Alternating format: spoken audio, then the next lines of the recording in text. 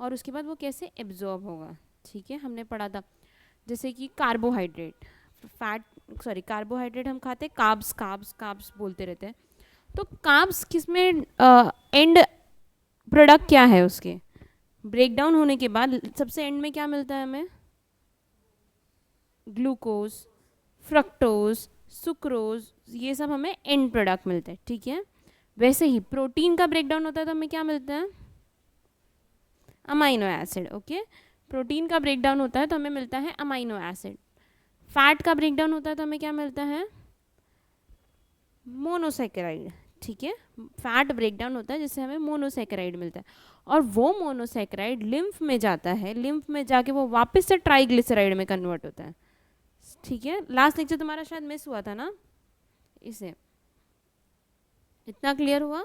ये हमने अभी तक पढ़ा था, कौन कौन से पार्ट डाइजेशन में यूज़ होते हैं, वो क्या क्या सिक्रीट करते हैं, वो एंजाइम कैसे काम करता है, समझ में आया। जैसे ग्लोबुलेट सेल्स था, वो क्या बनाता है, म्यूकस बनाता है। पेप्टिक सेल्स है जो क्या बनाते हैं, वो रेनिन, हाँ।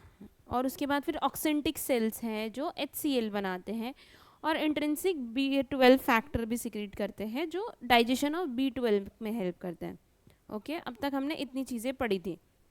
अब तुम्हें थोड़ा सेल के बारे में बताती हूँ। तो तुम्हें अब हमारा क्या है कि खाना तो ब्रेक डाउन हो गया, अब हमें क्या करना है, उसको यूटिलाइज करना है, एब्जॉर्ब करना है, ओके। तो एब्जॉर्प्शन कैसे होगा, तो तुम्हें मैं बताती हूँ।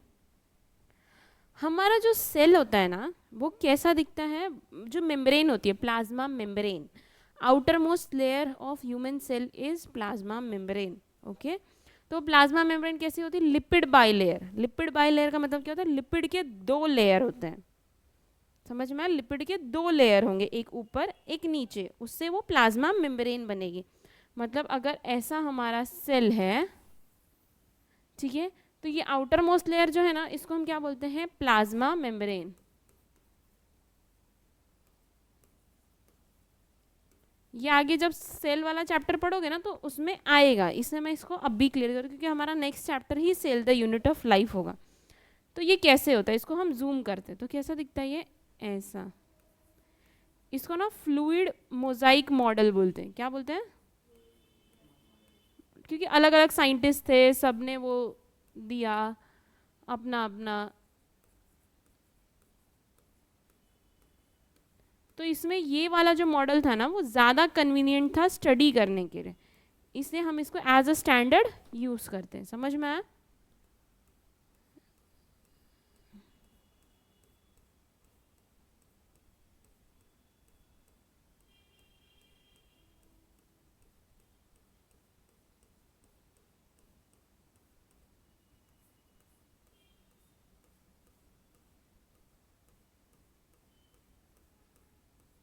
2 मिनट रुक जाओ, थोड़ा बना लूँ मैं तो तुम्हें समझेगा। रुको, शायद ये चैप्टर वो 3D वाले में हो तो मिल जाए, आई थिंक मैंने देखा था, cell the unit of life.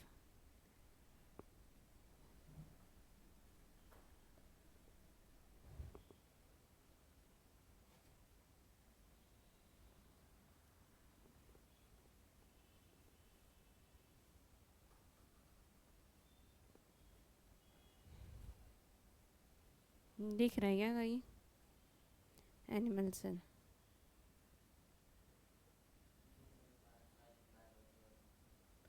Salient,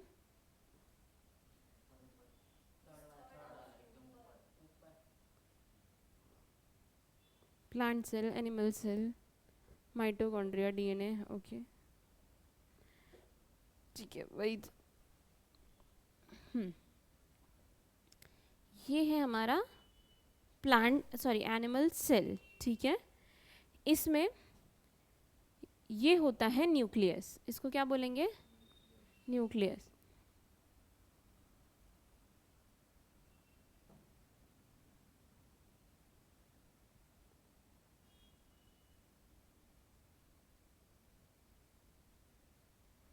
ठीक, ये है तुम्हारा न्यूक्लियोलस, न्यूक्लियस के अंदर है। ये पूरा पार्ट क्या है,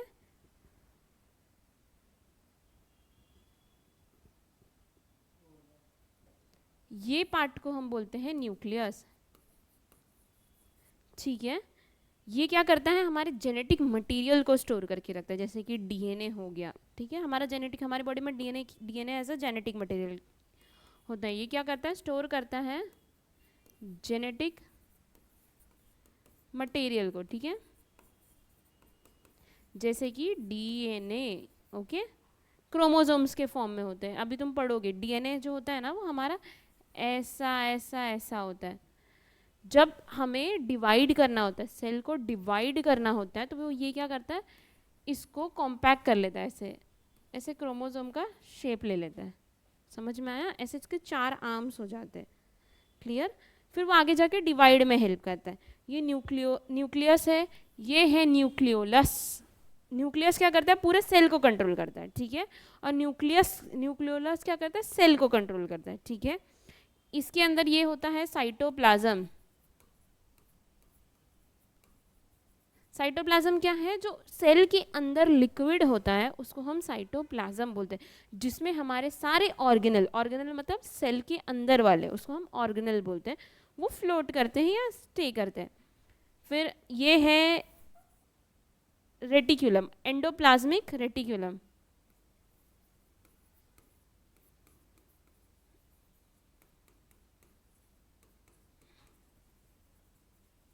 ठीक है, फिर ये हो गया तुम्हारा माइटोकॉन्ड्रिया। हमारे में क्लोरोप्लास्ट नहीं होगा क्योंकि हम फोटोसिंथेसिस नहीं करते हैं। क्लियर? ये हो गया तुम्हारा क्लोरोप्लास्ट, ये हो गया तुम्हारा वैक्यूल। यहाँ पे राइबोसोम्स नहीं दिख रहे, ऐसे छोटे छोटे छोटे छोटे राइबोसोम्स होते हैं सब जगह। ओके, इतना क्लियर हुआ? तो मैं तुमको क्या बता रही थी,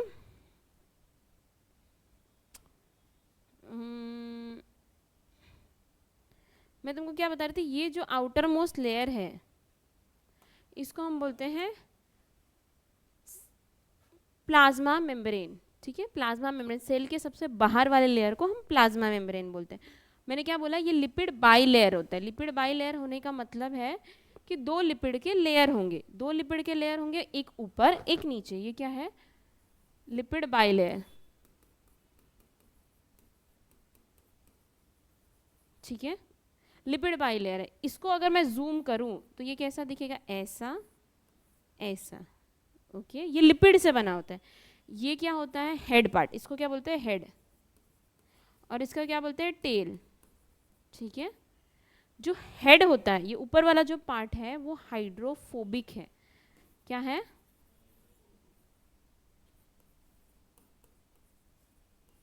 हाइड्रोफोबिक होने का मतलब क्या होता है, इसको पानी नहीं पसंद है, डर है इसको पानी से, पानी नहीं पसंद है। क्लियर? फोबिक, फोबिया सुना है, फोबिया का मतलब क्या होता है, बोलते हैं ना हाइट से डर लगता है, इससे क्लॉस्ट्रोफोबिक हूँ, बंद कमरे में डर लगता है, तो फोबिया का मतलब ये होता है डर, इसको नहीं पसंद है। ठीक है, ये क्या है, टेल जो होता है हाइड्रोफिलिक, इसको पसंद है, लविंग है। ठीक है, इसको पानी पसंद है। हाइड्रोफोबिक है मतलब इसको पानी नहीं पसंद है, तो इसको क्या पसंद होगा, लिपोफिलिक। लिपोफिलिक होने का मतलब क्या होता है, इसको लिपिड्स पसंद है, यानी कि फैट पसंद है। ओके, फैट लविंग है, और ये फैट फोबिक होगा। ठीक है, तो ये लिपिड बाई लेयर का बना हुआ है। ओके, इसमें ये होने से क्या होता है कि जो भी लिपिड सॉल्युबल सब्सटेंस होते हैं, जो लिपिड में मिक्स हो जाते हैं, फैट में मिक्स होते हैं, वो इजीली इसको क्रॉस कर सकते हैं। समझ में आया? जो लिपिड सॉल्युबल होते हैं वो इजीली इसको क्रॉस कर सकते हैं।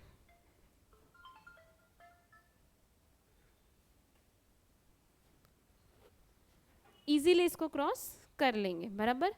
और जो अब पानी, जिसको पानी पसंद है वो कैसे क्रॉस करेगा, क्योंकि ये तो पानी को हेट करते, तो वो पानी वाली चीज़ों को जाने ही नहीं देंगे। तुम्हें पता है ना कि अपना जो प्लाज्मा मेम्ब्रेन है वो क्या है, सेमी परमिएबल। सेमी परमिएबल का मतलब क्या होता है, देखो प्लाज्मा मेम्ब्रेन का मैं अगर इजीली बताऊं तो तुम ऐसा समझो कि एक कपड़ा है। ठीक है, ये तुम्हारी मेम्ब्रेन है। अब मैं इसको ऐसे रखती हूँ, मैंने पानी में कोई चीज़ घोला, उसको मैं इसके ऊपर से डालूंगी। ठीक है, मान लो पानी में मैंने रेत घोल दिया, रेत को मिक्स किया और इसमें घोला और इसके ऊपर से मैंने डाला, तो क्या होगा, पानी नीचे जाएगा, रेत ऊपर आएगी। ठीक है, सब चीज़ें तो नहीं जाएगी, तो इसको हम बोलते हैं सेमी परमिएबल। ओके, जो कुछ कुछ चीज़ों को जाने देता है, सबको नहीं जाने देता है, सिलेक्टिव चीज़ों को जाने देता है, सबको नहीं जाने देता है, उसको हम बोलते हैं सेमी परमिएबल। समझ में आया? एक परमिएबल मेम्ब्रेन होता है जिसमें से सब चली जाती है, जैसे छन्नी होती है, मतलब छन्नी मैं ऐसे बोल रही हूँ तुमको, बड़े साइज वाली जिसमें से सब पास हो जाते हैं। ओके, उसके बाद फिर एक ऐसा मेम्ब्रेन होता है जिसमें से कोई चीज़ पास नहीं होती है, जैसे कि हमारा प्लास्टिक हो गया।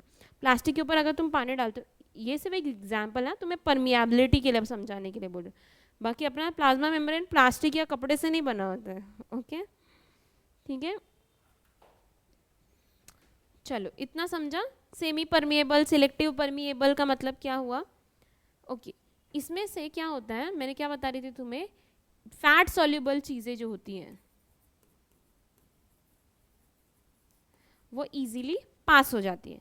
अब भी हमारा अगर वाटर सॉल्युबल सब्सटेंस है, मतलब जैसे कि मैंने क्या बोला तुमको, अगर ये कपड़ा है, इसके ऊपर मैं पानी में घोल के नमक डालूँ तो वो पास हो जाएगा, है ना, नमक भी पानी के साथ पास हो जाएगा। लेकिन मैं अगर ऑयल में नमक मिक्स करके डालूँ तो ऑयल पास होने में टाइम लगेगा, तुम समझो कि ऑयल ऊपर ऊपर रह जाएगा। तो अब ऑयल पास नहीं हो रहा है, तो मैं उसके लिए क्या करूँगी, यहाँ पे होते हैं protein, protein channels. Protein channels का मतलब क्या होता है, ऐसे इसमें ऐसा ऐसा और ऐसे टाइप के प्रोटीन्स होते हैं, ठीक है, इनको हम क्या बोलते हैं, कैरियर प्रोटीन।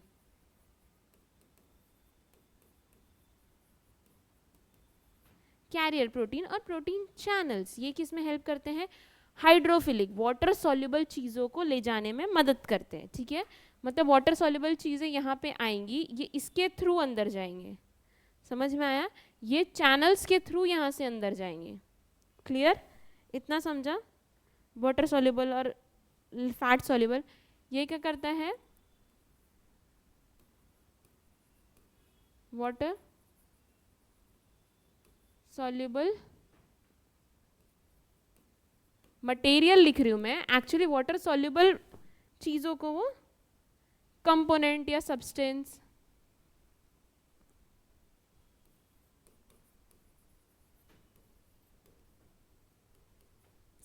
को ट्रांसपोर्ट करता है, ठीक है।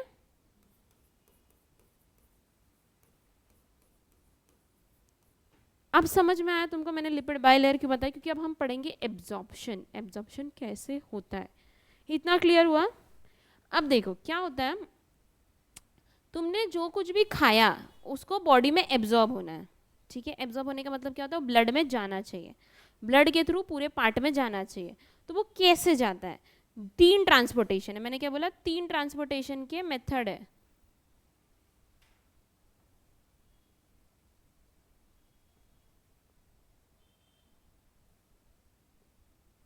तीन ट्रांसपोर्टेशन के मेथड है, ट्रांसपोर्ट बोलो या एब्जॉर्प्शन बोलो, उसके 3 मेथड है। कौन कौन से, passive diffusion,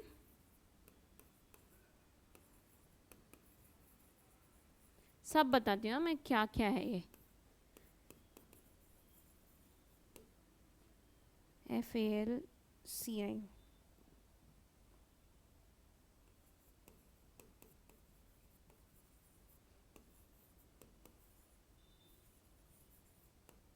diffusion, active,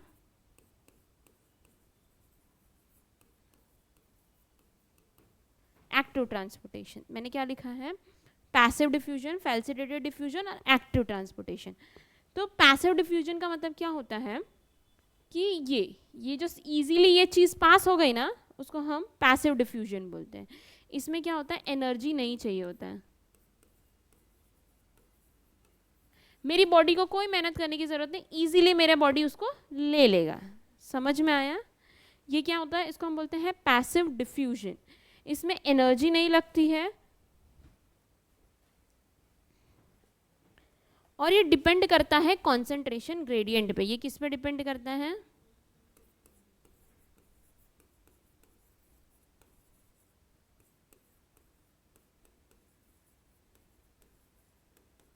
concentration gradient का मतलब क्या होता है, देखो ये मेरा सेल है, ठीक है, इसके अंदर कुछ लिक्विड है और इसके बाहर कुछ लिक्विड है, समझ में आया? अंदर भी कुछ लिक्विड है, बाहर भी कुछ लिक्विड है। तो क्या होता है, तुमने पढ़ा होगा कि जिस तरफ कॉन्सेंट्रेशन कम रहता है ये उस तरफ मूव करता है, समझ में? उसको कॉन्सेंट्रेशन ग्रेडियंट बोलते हैं। अगर मेरे बॉडी में सेल के अंदर कार्ब्स कम है, मतलब ग्लूकोज कम है, और ग्लूकोज सेल में बाहर ज़्यादा है, तो ये अंदर की तरफ मूव करेंगे। इसको हम बोलते हैं कॉन्सेंट्रेशन ग्रेडियंट, समझ में? जिधर कम रहेगा उधर मूव करेगा, जहाँ ज़रूरत होगी वहाँ मूव करेगा ईजीली। ओके, इतना समझ में आया? इतने में कोई डाउट है? फैल्सिटेटेड डिफ्यूजन क्या होता है? इसमें भी एनर्जी नहीं लगती है। अब एनर्जी नहीं लगती है तो इसमें क्या होता है? इसमें होते हैं कैरियर्स, जैसे सोडियम। कैसा होता है, ये सेल है, इसमें अभी सोडियम जो है ना उसको जाना है, तो ये क्या करेगा, ये ऐसा एक चैनल बनाता है, यहाँ पे सोडियम रहेगा, सोडियम के साथ साथ ना यहाँ पे बाकी के दो और चिपक जाएंगे, और सोडियम के साथ साथ वो अंदर चले जाते हैं। तो इसमें एनर्जी नहीं लगी, क्योंकि सोडियम जा ही रहा था तो वो अपने साथ दो को लेके गया, समझ में आया? उसमें एनर्जी नहीं लगी। तुम खेलने जाते हो तो एक जन जाता है तो सबको लेके जाता है ना, टेंशन नहीं, किसी को कोई एनर्जी नहीं, किसी से मम्मी से कुछ बहस नहीं करना है, चलो खेलने जाते हैं, है ना? लेकिन अगर तुम पढ़ने जाते हो तो क्या लगता है, माँ मारेगी नहीं पढ़ेंगे तो, है ना? डांट सुनो, बहस करो, मारा मारी करो घर में, तब जाओ पढ़ने के लिए। तो इसलिए इसमें एनर्जी लगती है, एनर्जी तुमको रिक्वायर्ड होता है, बिना एनर्जी के तुम्हारा ट्रांसपोर्टेशन नहीं हो पाएगा। इसका एग्जाम्पल, इसका मतलब क्या होता है, इसमें ना तुम यहाँ पे तुम्हारा कॉन्सेंट्रेशन कोई है, सोडियम है, ग्लूकोज है, फ्रक्टोज है, ये अंदर ज़रूरत है इसकी और ये जा नहीं रहा है, तो इससे क्या होता है, हम एटीपी यूज़ करके इसको अंदर की तरफ लेके आते हैं, समझ में आया? हमारे बॉडी में ATP is a form of energy, ठीक है, जो माइटोकॉन्ड्रिया बनाता है। हमारी बॉडी में एटीपी होता है एनर्जी के फॉर्म में। इतना समझ में आया? इतने में कोई डाउट है? फिर against the concentration gradient, okay, ये किसकी वजह से होता है? Help of, with the help of sodium,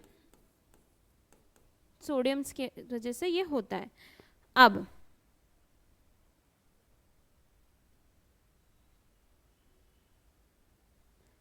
इसमें अब कौन होता है?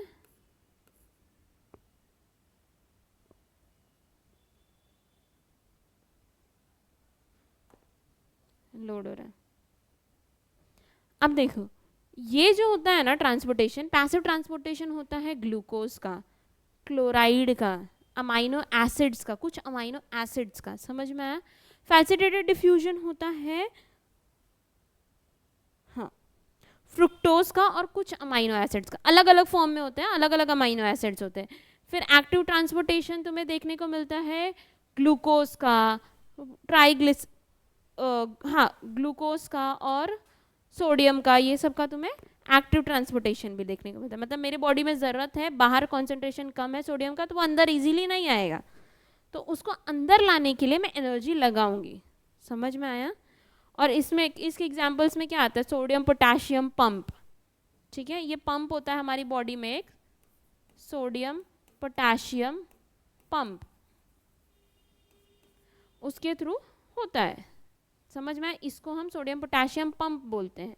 इसमें से 2 सोडियम तुम लोगे तो 3 पोटेशियम तुम्हें बाहर देना पड़ेगा, ऐसे करके काम चलता है, समझ में आया? ये किस में होता है? ग्लूकोज, क्लोराइड, और मैंने क्या बोला था? Amino acids.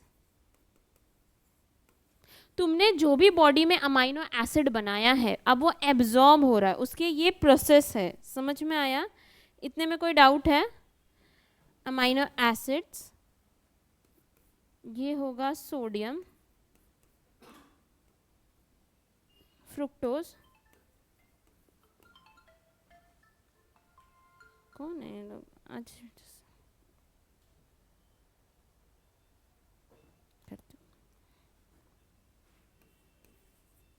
फ्रक्टोज, ये होता है एक्टिव डिफ्यूजन होता है,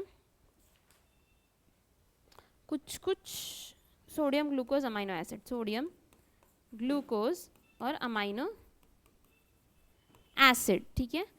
अब देखो वाटर कैसे एब्जॉर्ब होता है। वाटर एब्जॉर्ब होता है ऑस्मोटिक ग्रेडियंट के थ्रू। ऑस्मोटिक ग्रेडियंट का मतलब तुमने केमिस्ट्री में अभी तक पढ़ा है, ऑस्मोटिक प्रेशर और ये सब। क्या होता है, ऐसा तुम्हारा सेल होता है, ये सेमी परमिएबल मेम्ब्रेन है, ठीक है। तो वाटर जो होता है ना, वो lower solute, higher salute concentration to lower solute concentration की तरफ जाता है। हायर सल्यूट कॉन्सेंट्रेशन का मतलब क्या होता है, इजीली समझो। यहाँ पे मेरा है वाटर प्लस सॉल्ट, ठीक है। मेरा वाटर और सॉल्ट है, तो सॉल्ट मेरा क्या हो गया, सल्यूट हो गया, ठीक है। यहाँ पे है सिर्फ और सिर्फ वाटर, ठीक है। यहाँ पे सॉल्ट का कॉन्सेंट्रेशन ज़्यादा है, मतलब सल्यूट ज़्यादा है, तो यहाँ पे जो पानी है वो इस तरफ जाएगा। समझ में आया। Higher salute concentration to lower एक minute, lower salute to higher जाता है, लोअर टू हायर जाता है, सॉरी, लोअर टू हायर जाता है। यहाँ पे पानी ज़्यादा है, इन शॉर्ट यहाँ पे पानी ज़्यादा है क्योंकि यहाँ पे सॉल्ट नहीं है, तो ये पानी यहाँ जाएगा। समझ में आया। Lower solute concentration to higher salute concentration जाता है, जहाँ पानी ज़्यादा वहाँ से वो कम की तरफ जाएगा। समझ में आया। तो वाटर क्या होता है, एब्जॉर्ब बाय ऑस्मोटिक ग्रेडियंट, मतलब नहीं, हाँ नहीं, लो, पानी ज़्यादा ना, क्या तुम लोग कुछ भी बोलते हो। लो सल्यूट टू हाई, ठीक है, लो टू हाई, ठीक है। समझ में आया इतना, इतने में कोई डाउट है आप लोग को? नहीं ना, तो पढ़ो, उसके बाद बाकी चीज़ें तुमको मुझे एनसीईआरटी से करानी है। हमारे डाइजेशन में अलग अलग ऑर्गन्स यूज़ होते हैं, जैसे स्टमक हो गया, स्मॉल इंटेस्टाइन हो गया, लार्ज इंटेस्टाइन हो गया, ठीक है। तो हर जगह फूड ब्रेकडाउन होता है, सब जगह फूड ब्रेकडाउन हो रहा है, तो वो हर जगह हर पार्ट कुछ ना कुछ एब्जॉर्ब करता है, ओके। जैसे कि हमारी माउथ, मुंह हो गया, बकल कैविटी हो गया, इसमें ये ना तुमने देखा होगा कुछ ऐसे ड्रग्स होते हैं, जैसे वो च्यूएबल टैबलेट सुना है, लिम्सी वगैरह, उसको बोलते हैं मुंह में रखे रहो, निगलने का नहीं, मुंह में ही रखने का, वो अपने आप खत्म हो जाएगा, चॉकलेट जैसा रहता है वो। तो वो क्या करता है, वो मुंह में एब्जॉर्ब होता है ड्रग। हमारे जो बकल कैविटी, ये नीचे कैपिलरीज होती है ना, सीधा डायरेक्ट बकल कैविटी के थ्रू ब्लड में एब्जॉर्ब हो जाता है। समझ में आया। तो हमारे माउथ क्या है, वो कुछ ड्रग्स को एब्जॉर्ब करता है। समझ में आया। Carbs, amino acid, protein, fats, इन सबको एब्जॉर्ब नहीं करता है, वो क्या करता है, कुछ ड्रग्स को एब्जॉर्ब करता है।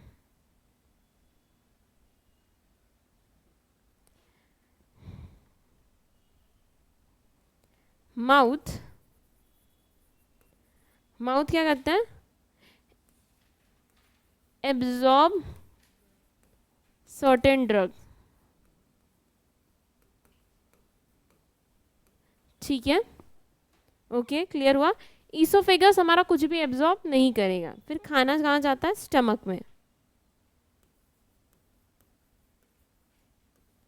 स्टमक क्या एब्जॉर्ब करता है,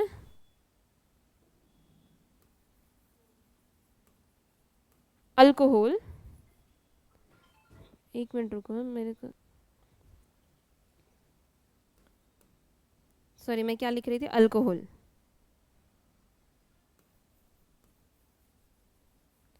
अल्कोहल, वाटर, और क्या ये एब्जॉर्ब करेगा, sugar, simple sugar.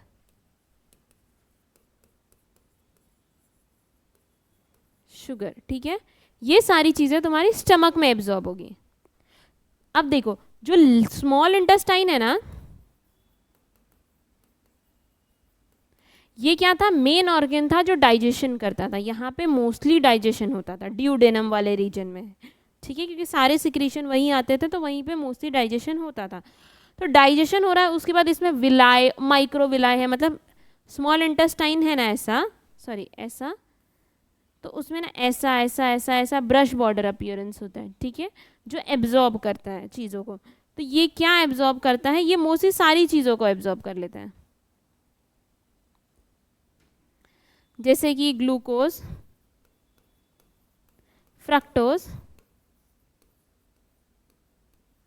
Amino acids,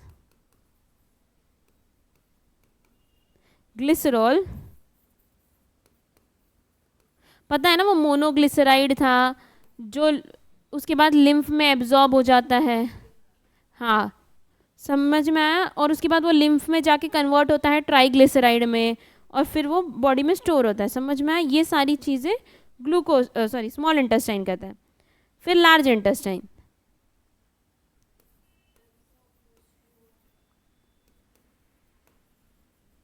देखो लार्ज इंटेस्टाइन जो होता है ना, यहाँ पे एक तो डाइजेशन नहीं होता है, जो हमारा डाइजेशन होना था वो यही हो गया, जो एब्जॉर्प्शन होना था वो सब यही हो गया।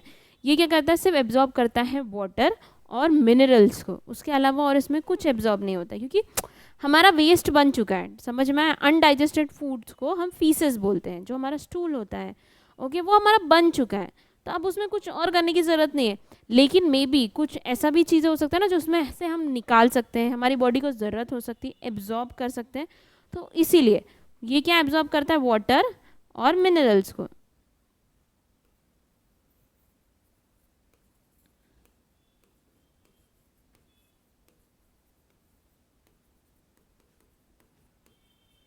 ठीक है, समझ में आया इतनी चीज़ें, ये भी लिख लो। उसके बाद हम एनसीईआरटी हाइलाइट्स पढ़ते हैं, उसके बाद हमारा ये हो जाएगा। चलो थोड़ा हाइलाइट्स देखें हमारे एनसीईआरटी के। लास्ट टाइम वो एब्जॉर्प्शन पूरा डाइजेशन पूरा कंप्लीट हुआ था हमारा हाइलाइट्स के साथ, कुछ बाकी था क्या? क्योंकि मैं सोच रही थी कि कुछ बाकी तो नहीं रह गया, भूल तो नहीं गया मैं पढ़ाना। ये सब पढ़ा है ना, काइम बोलते हैं, गैस्ट्रिक ग्लैंड बोलते हैं, ये इंटेस्टाइन में मूवमेंट्स होते हैं, ट्रिप्सिन, काइमोट्रिप्सिनोजेन, देखो ये सब मैंने कल तुमको पढ़ाया था कि प्रोटीन पेप्टोज प्रोटोज डाइजेस्ट होकर डाइपेप्टाइड बनाता है, ट्रिप्सिन, काइमोट्रिप्सिन और कार्बोक्सी पेप्टिडेज के प्रेजेंस में, ओके। उसके बाद पॉलीसेकेराइड, स्टार्च जो होता है वो अमाइलेज के प्रेजेंस में डाइसेकेराइड बनाता है, ये डाइसेकेराइड यानी कि माल्टोज, माल्टोज आगे जाके और डिसोसिएट होता है माल्टेज के प्रेजेंस में, ग्लूकोज और ग्लूकोज में, लैक्टोज डिसोसिएट होता है ग्लूकोज और ग्लैक्टोज के प्रेजेंस में। समझ में आ रहा है ये कि मान लो पॉलीसेकेराइड यानी कि स्टार्च है, अमाइलेज एंजाइम रहेगा तो वो डाइसेकेराइड बन जाएगा। फिर फैट जो होता है लाइपेज के प्रेजेंस में डाइग्लिसराइड, मोनोग्लिसराइड है ना, और मोनोग्लिसराइड जाके लिम्फ में एब्जॉर्ब होगा, फिर वो वापस से वहाँ से ट्राइग्लिसराइड कन्वर्ट होगा। न्यूक्लिक एसिड, ये मैंने नहीं दिखाया था ना न्यूक्लिक एसिड वाला,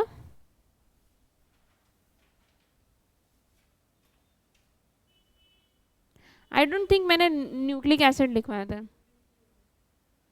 नहीं हुआ है ना, हाँ तो ये देखो एक्चुअली ये नया आया है न्यू एनसीईआरटी में, nucleus in the pancreatic juice. Nucleus जो होता है वो पेनक्रियाटिक जूस में होता है, जो क्या करता है, जो न्यूक्लिक एसिड होता है ना उसको तोड़ने का काम करता है, समझ में आया। तो ये क्या करता है, acts on a nucleic acid, मतलब ये न्यूक्लिक एसिड पे काम करता है न्यूक्लियस एंजाइम के प्रेजेंस में, वो न्यूक्लियोटाइड, और न्यूक्लियोटाइड बनेगा न्यूक्लियोसाइड में, समझ में आया। न्यूक्लिक एसिड मतलब क्या हो गया, डीएनए, ओके, हमारा डीएनए, डीएनए में न्यूक्लियोटाइड मतलब क्या होता है, शुगर, फॉस्फेट ग्रुप,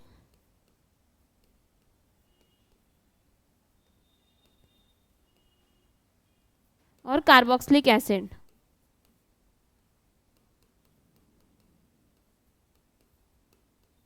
ये तीन चीज़ें होती है तो उसको न्यूक्लियोटाइड बोलते हैं। फिर एक चीज़ है ये कार्बोक्सिलिक एसिड नहीं होती है तो उसको न्यूक्लियोसाइड बोलते हैं, समझ में, ऐसे वो ब्रेक डाउन होगा, ओके। ये न्यूक्लिक एसिड ऐसे ब्रेक डाउन होगा, समझ में आया। और न्यूक्लियस एंजाइम आता कहाँ से है, पेनक्रियाटिक जूस से, ठीक है। ये सक्स इंट्रिकस का मतलब क्या होता है, small intestine, okay, intestinal juice, समझ में आया, जो इंटेस्टाइन से आ रहा है। फिर डाइपेप्टाइड, मैल्टोज, लैक्टोज, सुक्रोज, ये सब मैंने कराया है तुमको, ठीक है। ये देखो ये न्यूक्लियोटाइड वाला भी लिख लेना उसके नीचे। और मोनोग्लिसराइड, डाई और मोनोग्लिसराइड लाइपेज के प्रेजेंस में फैटी एसिड और ग्लिसरॉल में बनता है, और ग्लिसरॉल जाके एब्जॉर्ब होता है, ठीक है। ये दो चीज़ें लिख लो, फिर मैं तुमको हम आगे का पढ़ते हैं। क्लियर? ये क्या होता है, ऐसा पेंटोस शुगर होता है, ओके, ऐसा पेंटोस शुगर होता है। यहाँ पे होता है नाइट्रोजन बेस,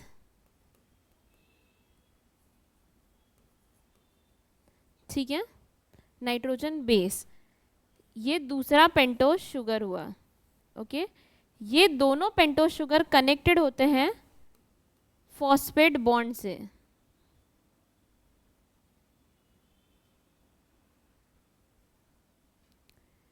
ये दोनों क्या होगा, नहीं दिख रहा ना ये, यहाँ पे ऐसा पी होता है, इसको हम बोलते हैं फॉस्फेट बॉन्ड, ओके। ये तीनों मिला के बनाते हैं हमारा डीएनए, नाइट्रोजन बेस। ये हो गया हमारा पेंटोस शुगर, और ये हमारा हो गया फॉस्फेट बॉन्ड। ये सब मिला के बनाते हैं न्यूक्लियोटाइड, सॉरी, न्यूक्लिक एसिड। अभी अगर इसमें से मैं ये हटा दूं, फॉस्फेट बॉन्ड ये ब्रेक हो जाए, तो इसको हम बोलते हैं न्यूक्लियोटाइड, सॉरी न्यूक्लियोसाइड। और ये न्यूक्लियोसाइड आगे ये दोनों अलग अलग हो जाएगा, पेंटोस शुगर और नाइट्रोजन बेस, ये अलग हो जाएगा। ये ऐसे हमारा डीएनए टूटता है। सबसे पहले फॉस्फेट बॉन्ड ब्रेक होगा, फॉस्फेट बॉन्ड ब्रेक होने के बाद नाइट्रोजन बेस और शुगर अलग अलग होंगे। समझ में आया? इतने में कोई डाउट है? वही था। नेक्स्ट, चलो क्या लिखा है, break down of biomolecules mention bill above, जो भी ऊपर अब दिया है वो कहाँ होता है, duodenum region of small intestine, ठीक है। जो स्मॉल इंटेस्टाइन का जो ड्यूडेनम रीजन होता है वहाँ पे होता है, मैंने तुमको पहले ही बता दिया, ओके। ये सिंपल सब्सटेंस में टूटते हैं और आगे जाके एब्जॉर्ब होते हैं जेजुअम और इलियम में। ड्यूडेनम में ब्रेक डाउन हो गया, जेजुअम और इलियम में एब्जॉर्ब होगा, ठीक है। Thus the simple substance form in and absorb in jejunum and ileum region, jejunum और इलियम में आगे जाके एब्जॉर्ब होंगे। तीन पार्ट होता है स्मॉल इंटेस्टाइन के, ड्यूडेनम, जेजुअम, इलियम। तो ड्यूडेनम में ये ब्रेक हुआ, जेजुअम और इलियम में जाके एब्जॉर्ब होगा, ठीक है। जो अनडाइजेस्टेड अनएब्जॉर्ब सब्सटेंस होते हैं वो पास होंगे आगे स्लैज इंटेस्टाइन, उनको हम क्या बोलते हैं, फीसेस।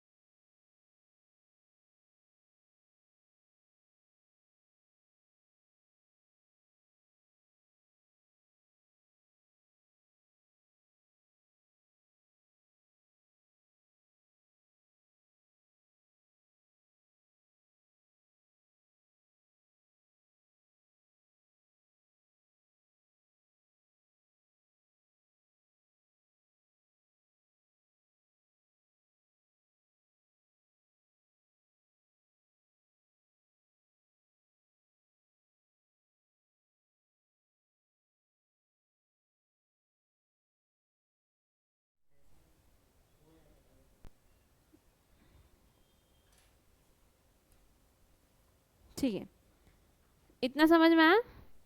इतने में कोई डाउट है?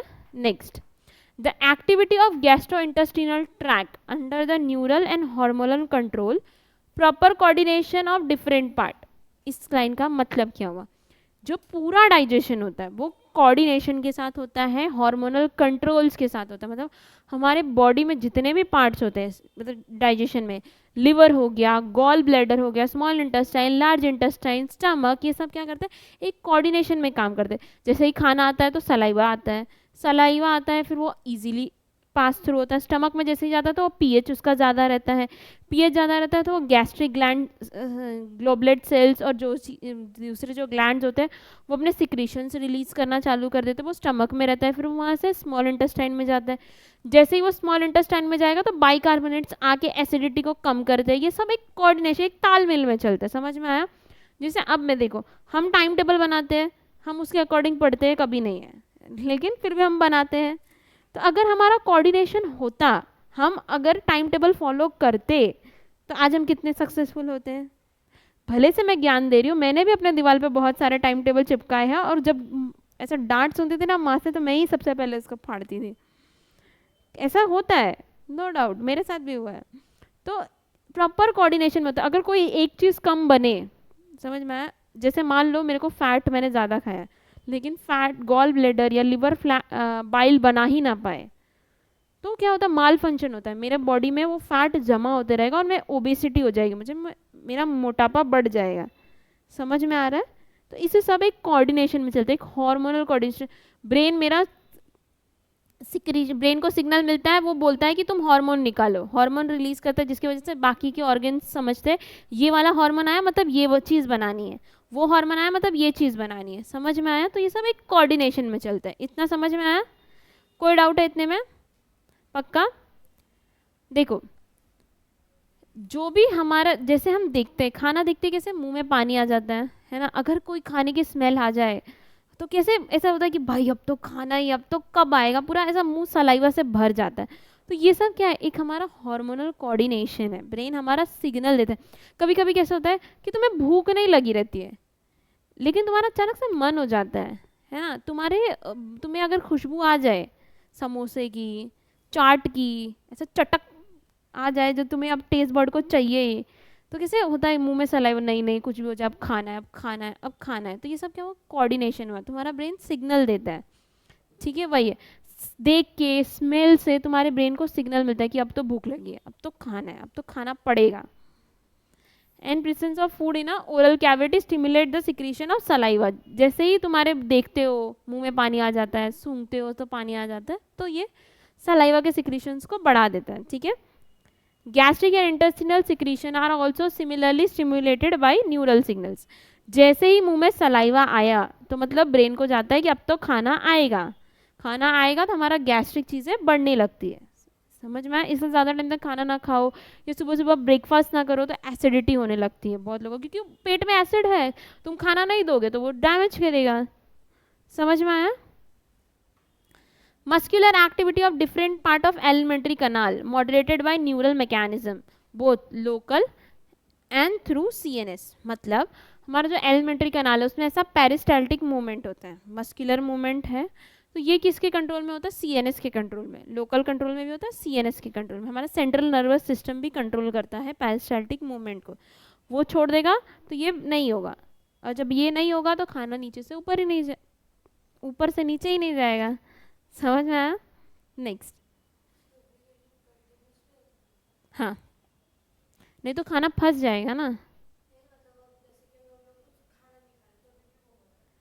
पेरिस्टाल्टिक मूवमेंट अभी नहीं होगा, अभी क्यों होगा? जब फूड जाता है तब वो पेरिस्टाल्टिक मूवमेंट दिखाता है, ऐसे ही वो पेरिस्टाल्टिक मूवमेंट नहीं दिखाएगा, क्योंकि कोई भी चीज़ को फोर्स लगाता है तो वो नीचे की तरफ जाता है। समझा?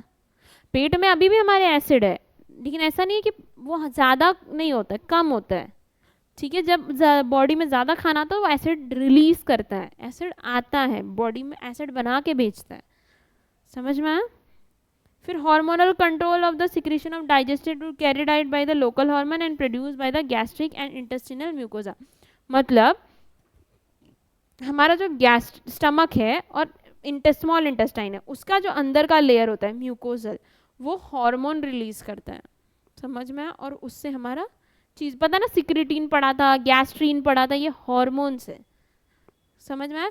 जैसे ही बॉडी ने सिक्रेटिन रिलीज किया तो वो समझता है लिवर और पेन क्रियाज की, अच्छा सिक्रेटिन आया है, अब हमें बाइकार्बोनेट बनाना है, समझ में आया? तो इसको हम हार्मोनल कंट्रोल बोलते हैं। इतने में कोई डाउट है? इतने में कोई डाउट है? Calorie value of protein, carbohydrate and fat, box item not for the evaluation, ठीक है, ये मैं बताती हूँ, ये थोड़ा मेरी एनसीईआरटी में कम है। देखो, एनर्जी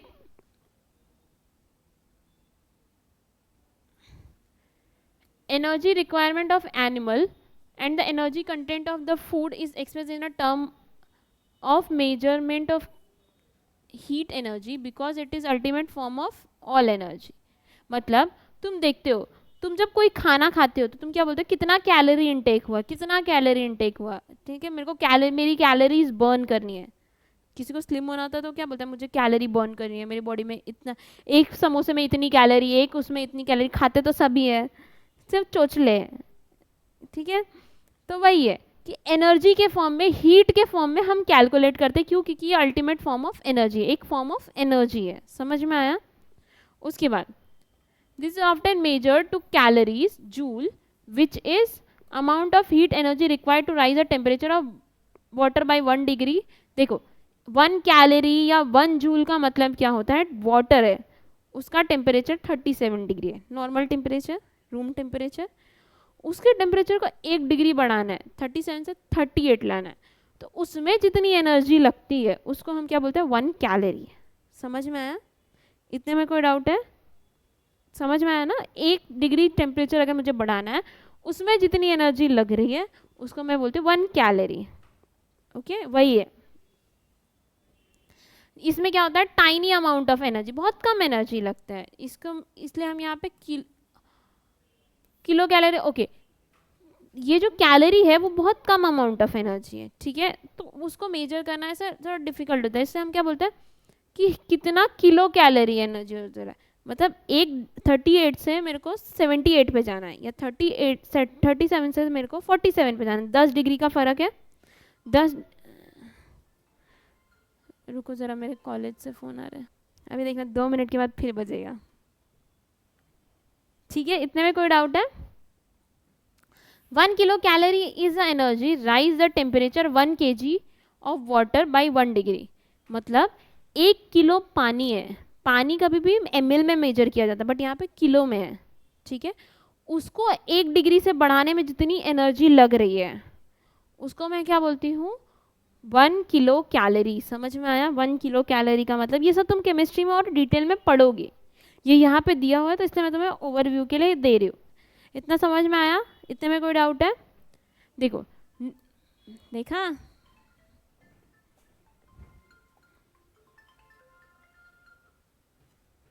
चलो क्या बोला मैंने, nutritionist traditionally refer a kilo calorie as a calorie और अ जूल, किलो कैलोरी और कैलोरी को वो जूल में लिखते थे। समझ में आया? फिर the amount of heat liberated from the complete combustion of 1 gram of food in a bomb calorimeter, a closed metal chamber filled with carbon oxygen, it is gross, okay, देखो क्या होता है, एक ऐसा चेम्बर होता है, ठीक है, इसके अंदर क्या फिल होता है, ऑक्सीजन, ऑक्सीजन फिल होता है, और 1 ग्राम फूड होता है, ठीक है, 1 ग्राम फूड होता है। ये 1 ग्राम फूड को कंप्लीटली बर्स्ट करने के लिए, जलाने के लिए जितनी एनर्जी लगती है, ठीक है, इसको जलाने में जितनी एनर्जी लगती है, जो एनर्जी तुम्हारी लग रही है उसको मैं बोलती हूँ, क्या बोलती हूँ, ग्रॉस कैलोरीफाई। समझ में आया क्या बोलते हैं, ग्रॉस वैल्यू या ग्रॉस कैलोरीफाई, इसको मैं बोलती हूँ ग्रॉस वैल्यू। समझ में आया? इतने में कोई डाउट है? पक्का? बाकी और ऐसा कुछ काम का नहीं है।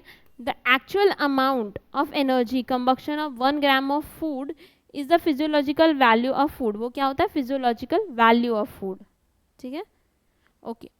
Gross calorific value of carbohydrate, protein, fats, okay, ये वाला जो पार्ट है ना, ये तुम्हें लिखना पड़ेगा। ग्रॉस कैलोरीफाई वैल्यू, ग्रॉस वैल्यू जो होती है वो कार्ब्स, फैट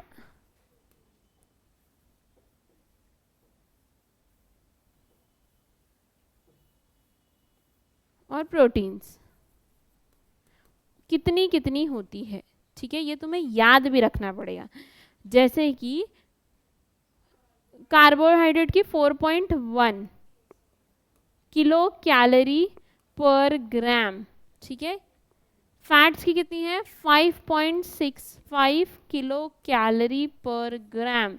ये एमसीक्यू में पूछता है, समझ में आया कि फिजियोलॉजी ग्रॉस वैल्यू क्या है और उसके बाद फिजियोलॉजिकल वैल्यू क्या है, फिर और क्या है। फैट्स की कितनी है 4, कितना है 9.45। इससे क्या तुम्हें समझ में आता है कि देखो सबसे ज़्यादा एनर्जी किसके लिए लग रही है, फैट के लिए। फैट को डाइजेस्ट करने में ज़्यादा एनर्जी लगती है, ठीक है। इसके बाद ग्रॉस वैल्यू के बाद फिजियोलॉजिकल वैल्यू। तुम क्या करना, यहाँ पे ग्रॉस वैल्यू लिखा, यहाँ पे फिजियोलॉजिकल वैल्यू लिख के उसी के नीचे जितनी भी वैल्यूज है वो लिख देना, समझ में आया। और ये तुम्हें याद भी रहना चाहिए, फिजियोलॉजिकल वैल्यू कितनी है, ग्रॉस वैल्यू कितनी है, क्योंकि ये सारी चीज़ें डायरेक्ट क्वेश्चन बनती है। ओके, तो ये लिख लो,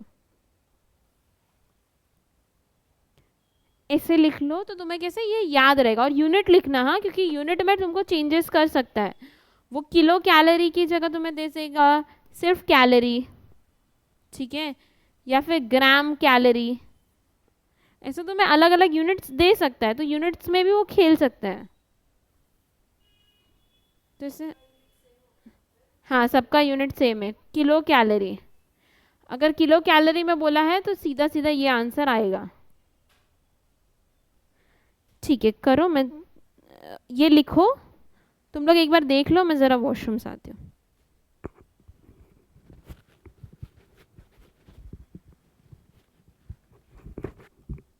एक बार सब रिवाइज कर लो, या तो एक काम करो, तुमको जॉन्डिस वगैरह पढ़ा ही देती हूँ ताकि तुम लोग अब तक लिखोगे। आज कुछ भी, आज ये निपटा ही देना है।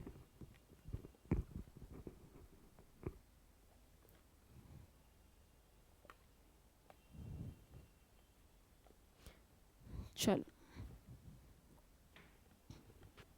इन्फ्लामेशन का मतलब क्या होता है, स्वेलिंग। इन सिंपल टर्म में बोलूँ तो स्वेलिंग।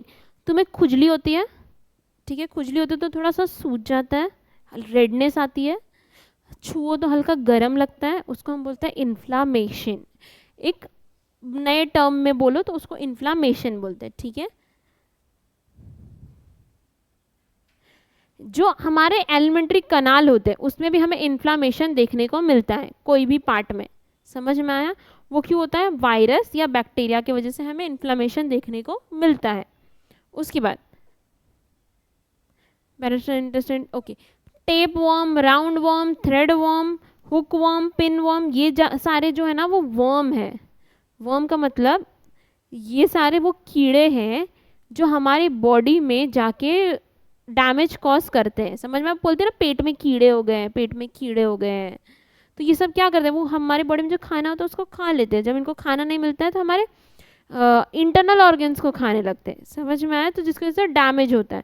और फूड पॉइजन हो गया है, या फिर तुम बोलते हो ना कुछ गंदा खा लो तो पेट में दर्द होता है, बाहर का खराब खा लो, तो वो ये सारे वॉर्म्स की वजह से होता है, ठीक है। चलो आगे, मैं ये सब लिखने की ज़रूरत नहीं है। अब देखो, जॉन्डिस, जॉन्डिस क्या होता है, liver is affected, skin eyes turns yellow due to the deposition of bile.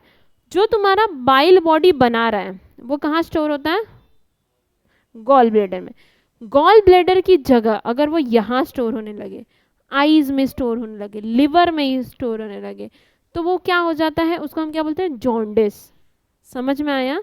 जब तुम्हारा लिवर जो होता है वो ज़्यादा एक्सेस अमाउंट ऑफ बाइल बनाता है, कब होता है,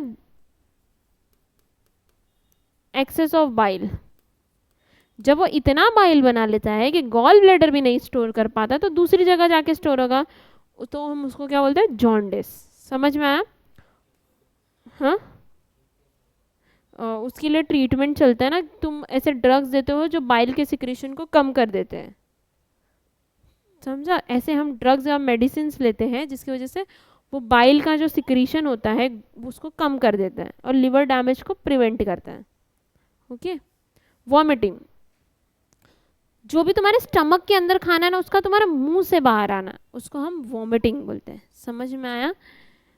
reflex action, reflex action control by the vomit enter into the, देखो वॉमिट हमारा कैसे कौन कंट्रोल करता है, ये हमारे पीछे इधर मेड्यूला होता है, यहाँ पे मेड्यूला ऑब्लोंगेटा, यहाँ पे ओके एक पार्ट होता है मेडुला ऑब्लोंगेटा जिसको छोटा दिमाग बोलते हैं, नहीं वो तो सेरिबेलम, हाँ सेरिबेलम के नीचे होता है हमारा मेडुला ऑब्लोंगेटा, उसमें एक पार्ट होता है वॉमिट सेंटर, वो वॉमिट सेंटर कंट्रोल करता है कि वॉमिट होना है या नहीं होना है। ओके।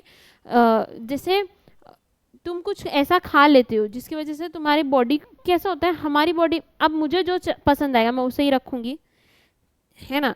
मुझे ऐसे तो नहीं चाहिए जो मेरा नुकसान करे मैं उनको भी अपने साथ रखूंगी, समझ रहे हो? तो अगर मेरे खाने में कोई ऐसी चीज़ गई है जो मेरी बॉडी को नुकसान करेगी तो मेरा बॉडी उसको बाहर निकालने की कोशिश करता है, इस वजह से वॉमिट होती है। ओके, तो ये वॉमिट सेंटर कंट्रोल करता है। कभी कभी क्या होता है, तुम एक्सेस खा लेते हो उसकी वजह से भी वॉमिट होता है। अलग अलग क्राइटेरिया होता है, मोशन सिकनेस होता है, पता बस लगती है, ट्रेन लगती है, ऐसा बहुत लोगों को सुना होगा, उल्टी आती है। क्लियर? इतने में कोई डाउट है? फिर वॉमिट का पढ़ लेना, ये सॉरी लिख लेना, ये रिफ्लेक्स एक्शन है जो कंट्रोल कौन करता है, वॉमिट सेंटर, जो कहाँ है, मेड्यूला में। नौशिया का मतलब क्या होता है, तुम्हें ऐसे लगता है अब तो होगा, ऐसा बेचैनी सी होती है, उसको हम नौशिया बोलते हैं। ओके।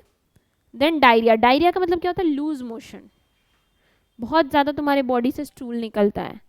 उसके साथ साथ अब ये प्रॉब्लम क्यों होता है, क्योंकि ये स्टूल के साथ साथ पानी भी निकलता है। ओके, हमारी बॉडी से पानी भी जाता है, इलेक्ट्रोलाइट्स भी जाते हैं, इस वजह से पता है ना जब किसी को लूज मोशन होता है तो बोलते हैं इलेक्ट्रॉल पाउडर पिलाओ, नींबू पानी पिलाओ, तो हमारे बॉडी में डिहाइड्रेशन होता है जिसकी वजह से हम पानी पीते हैं। ओके, समझ में आया?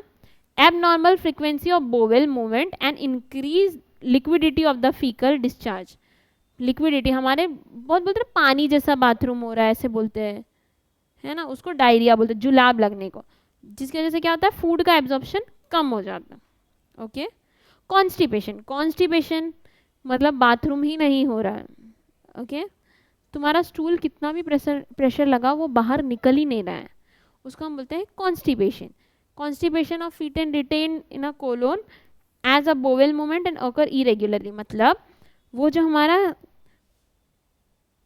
कोलोन पार्ट है ना लार्ज इंटेस्टाइन का, हमारा जो फीसेस है वो वहीं अटक जाता है, वो निकलता ही नहीं है, तो इस वजह से बोलते हैं पानी पियो, पानी पियो, पानी पीने से डाइजेशन अच्छा होता है। म्यूसिलेजिनस फूड खाओ, फाइबर रिच डाइट खाओ, फाइबर रिच डाइट मतलब जिसमें ज़्यादा फाइबर्स हो, जिसकी वजह से वो ऐसा थ्रेड जैसा फाइबर होता है, तो ये क्या करता है हमारे बॉडी में डाइजेशन को इम्प्रूव करता है, इजीली खाने को पास आउट करता है। समझ में आया? डाइजेशन क्लियर होता है। इनडाइजेशन का मतलब क्या होता है, तुम्हारी बॉडी में डाइजेशन प्रॉपरली हो ही नहीं रहा है, उसको हम इनडाइजेशन बोलेंगे। ठीक है, this is a condition the food is not properly digested leading to feeling of fulfilness, मतलब तुम्हारी बॉडी में तुमने खाना खाया, ओके वो डाइजेस्ट ही नहीं हुआ तो क्या होगा, मुझे ऐसा लगेगा ना मेरे पेट में खाना है, मुझे भूख ही नहीं लग रही है, मुझे भूख ही नहीं लग रही है, उसको हम इनडाइजेशन बोलते हैं। इतना क्लियर हुआ? Cause of indigestion is inadequate enzyme secretion, anxiety, food poisoning, overeating and spicy food. Basic चीज़ें, ऐसा कुछ लिखा नहीं है इसमें। इंडाइजेशन क्यों होता है, तुम ज़्यादा तीखा खा ले हो, ठीक है, तुम्हारे बॉडी में एंजाइम्स नहीं बन रहे हैं जो फूड का डाइजेशन करेंगे, तो इससे डाइजेशन जो होता है तुम्हारा स्लो होता है, स्लो होने की वजह से तुम्हें ऐसा लगता है कि मेरा पेट भरा हुआ है, मेरा पेट भरा हुआ है। क्लियर? इतना समझ में आया? और नहीं है बस ये चैप्टर। देखो ये क्या है, dietary deficiency of protein and total food of calorie whispered in many undeveloped country. मतलब मैंने तुमको बताया ना, क्या होता है, बहुत सारी ऐसी कंट्रीज है, गरीब देश है, जैसे अफ्रीका में तुमने देखा होगा कि लोग कुछ भी खाते हैं, उनको खाने के लिए फूड नहीं होता है। तो उनमें क्या होता है, हमारे बॉडी में काम करने के लिए जो जो चाहिए होता है, अगर वो हमें नहीं मिलता है तो हमारी बॉडी का प्रॉपर ग्रोथ नहीं होता है। समझ में आया? तो उसको हम डाइटरी डेफिशिएंसी बोलते हैं, मतलब कमी होना, डेफिशिएंसी। ये जो डेफिशिएंसी वर्ड है इसका मतलब ही होता है कमी। तुम्हारे बॉडी में कम होता है, तुम्हें वो चीज़ें नहीं मिलती, हमें बहुत आउटसोर्स से, बाहर से हमें फूड चाहिए होता है, तभी हमारे बॉडी में एनर्जी मिलेगी। अगर मुझे वो प्रॉपर नहीं मिलेगा तो मेरी बॉडी डेवलप नहीं होगी। प्रॉपर मिलने का मतलब क्या होता है, जो मेरा मील होता है, मील पता ना, पूरा हमारा प्रॉपर खाना, उसमें कार्ब्स, फैट्स, प्रोटीन्स, मिनरल्स सब एडिक्वेट क्वांटिटी में होने चाहिए। समझ में आया? जितना चाहिए मेरे बॉडी को उतने होने चाहिए। जैसे तुमने सुना होगा हमारी बॉडी में इतना ग्राम ऑफ फैट्स डेली होना चाहिए, इनटेक करना चाहिए, इतना प्रोटीन डेली इनटेक करना चाहिए, तो वो सब मिलना चाहिए। अगर वो नहीं मिलता है तो मेरी बॉडी का प्रॉपर डेवलपमेंट नहीं होगा। बहुत सारे ऐसे देश हैं जहाँ पे दूध नहीं होता है, ठीक है, मतलब गरीब होता है तो दूध कहाँ से अफोर्ड करे, वो सिर्फ रोटी चावल ऐसी ही चीज़ें खाते हैं। तो उनसे क्या होता है, उनको कार्ब्स मिलता है, प्रोटीन्स की कमी होती है। समझ में आया? जो डाइट मिल्क में हमें प्रोटीन मिलता है वो हमें फूड में नहीं मिलता है, तो उसकी डेफिशिएंसी होती है। इससे ब्रेन का डेवलपमेंट नहीं हो पाता है प्रॉपर, बॉडी का डेवलपमेंट नहीं हो पाता है प्रॉपर।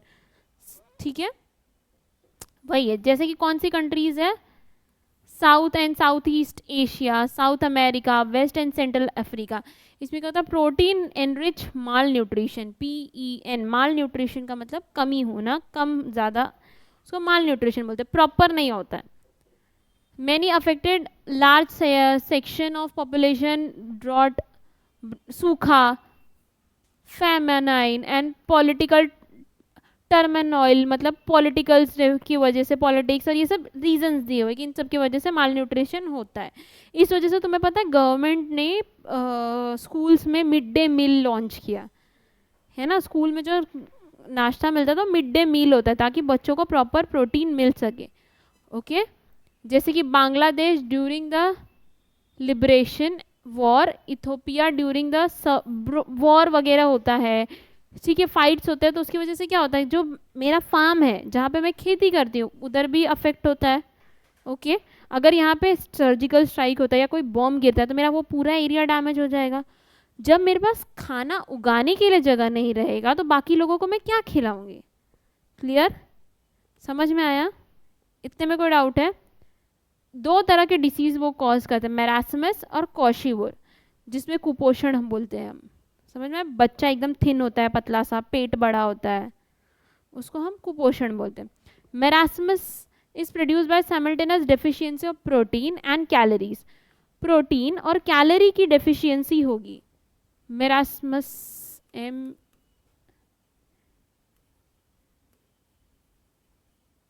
इसमें क्या होता है, प्रोटीन एंड कैलोरी,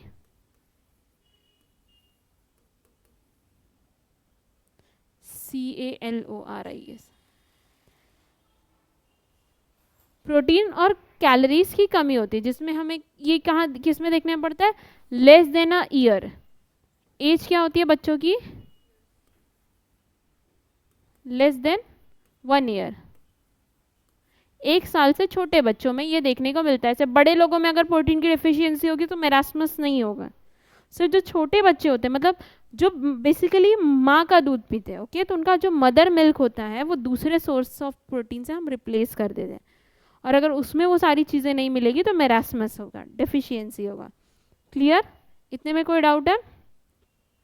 वही है, मदर मिल्क जो होता है वो रिप्लेस होता है फूड से, पुअर इन प्रोटीन, जो जिसमें प्रोटीन और वो कम होता है। इसमें क्या होता है, इफ कब होगा ये, mother milk replace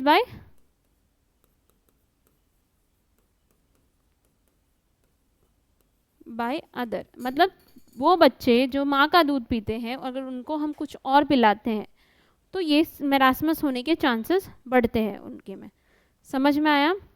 often have an mother has second pregnancy और child birth when the older infant is too young, मतलब क्या होता है, जब बच्चा पैदा होता है ना, बच्चा पैदा होने के बाद हमारी बॉडी में हॉर्मोन्स रिलीज होता है, फीमेल्स की बॉडी में।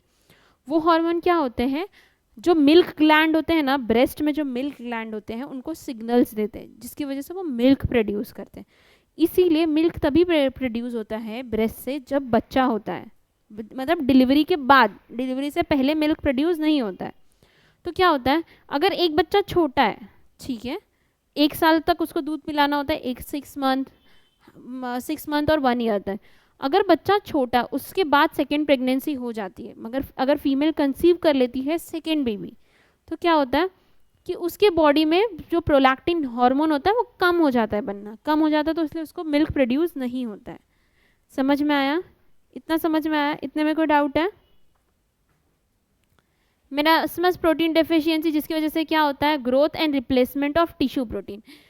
इन मेरास्मस डेफिशिएंसी होने की वजह से क्या होता है, रिपेयर नहीं हो पाता है, हमारा बॉडी प्रॉपरली ग्रोथ नहीं कर पाता है। Okay, then extreme emaciation of the body and thinning of limbs result in a skin became dry, thin and wrinkled. मतलब हमारे लिम्स, हाथ पैर सब प्रोटीन की डेफिशिएंसी एकदम पतले पतले हो जाते हैं, इस वजह से इसमें ना झुर्रियाँ आ जाती है, इसे लटक जाता है ये सब चीज़ें। अभी कैसे ये मेरी स्किन टाइट है, अगर प्रोटीन की डेफिशिएंसी होगी तो ये कैसे लूज हो जाएगा, सिर्फ मुझे मसल बोन दिखेगा, उसके नीचे ऐसा, बूढ़े लोगों का शरीर देखा है तुमने, उनके ऐसे कैसे ये सब लटक जाते हैं, हाथ पैर, ये स्किन कितने लूज हो जाते हैं, उसको हम रिंकल्स बोलते हैं। ओके, इतना क्लियर है? कॉर्शिवोर क्या होता है, produce by protein deficiency uncombined by calorie deficiency, मतलब इसमें सिर्फ प्रोटीन डेफिशिएंसी होती है, कैलोरी तुम्हारे बॉडी में जितना चाहिए उतना मिल रहा है, सिर्फ प्रोटीन नहीं मिल रहा है। जैसे कि replacement of mother milk by high calorie low protein diet of child more than 1 year age. 1 साल से बड़ा बच्चा है तो मम्मी का दूध नहीं पिएगा, उसको फूड चाहिए। अब मदर मिल्क में जो भी प्रोटीन्स थे उसको तुमने रिप्लेस किया है फूड से, लेकिन वो फूड में क्या हो रहा है, तुम्हें कैलोरीज तो है, ठीक है, कार्ब्स फैट प्रोटीन्स तो मिल रहे हैं, बट उसको प्रोटीन नहीं मिल रहा है, सॉरी कार्ब्स और फैट्स मिल रहे हैं मगर उसको प्रोटीन नहीं मिल रहा जो मदर मिल्क में था। इससे बोलते हैं बड़े छोटे बच्चों को दूध पिलाते हैं क्योंकि जो मिल्क में प्रोटीन होता है वो उसको चाहिए होता है, अगर नहीं पीते हैं तो कॉशिवोर होने के चांसेस होते हैं। नेक्स्ट, वेस्टिंग, जैसा मेरास्मस में तुम्हें देखने को मिला था वैसा ही तुम्हें इसमें भी देखने को मिलेगा। लिम्स एकदम थिनिंग हो जाते हैं, thinning of limbs, failure of growth और ब्रेन डेवलपमेंट, तुम्हारा दिमाग प्रॉपर डेवलप नहीं होगा, तुम्हारा बॉडी हाइट नहीं बढ़ेगी तुम्हारी। ओके, उसके बाद फिर marasmus fat still left under the skin, moreover extensive oedema and swellings of the body part are seen, मतलब तुम्हारे बॉडी में ओडेमा हो जाएगा, स्वेलिंग हो जाएगी, छोटे छोटे से स्वेल्स हो जाएंगे, तुम फूल जाओगे, बट वो अलग टाइप का होता है। तुम्हें पता है थायराइड में भी लोग फूलते हैं, बट ये एक डिसीज होता है। ओके, ऐसा नहीं कि तुम्हारा बॉडी तुम मोटे हो रहे हो खाने की वजह से, तुम्हारा थायराइड हार्मोन कम बनता है जिसकी वजह से तुम्हारा खाना मेटाबोलाइज नहीं हो पाता है, खाना का ब्रेकडाउन नहीं हो पाता है, इस वजह से तुम स्वेल हो जाते हो। क्लियर? इतने में कोई डाउट है? ये लिख लो,